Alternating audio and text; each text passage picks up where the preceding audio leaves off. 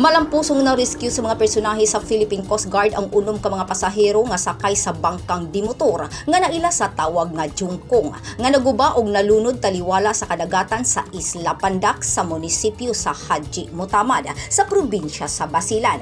Usa ka gabi mundi, 38 anyos nga taga Barangay Rio Hondo, Zamboanga City ang nagmaneho sa Jungkong. Base sa inisyal nga investigasyon, gikan sa hulusulo ug padulong unta sa syudad sa Zamboanga ang mga na-rescue. Dihang kalit kining gihapak sa dakong balud pag-abot nila sa kadagatan sa Isla Pandak sa Haji Mutamad nga mao'y hinungdan sa pagkaguba og nalunod ang bangkang dimotor. Maayo na lang kay walay na angin nga kinabuhi sa mga sakay nga narespondihan dayon sa Coast Guard Basilan. Hinungdan nga luwas ang unom ka mga pasahero og temporaryo kining gidala sa Coast Guard substation sa Maluso.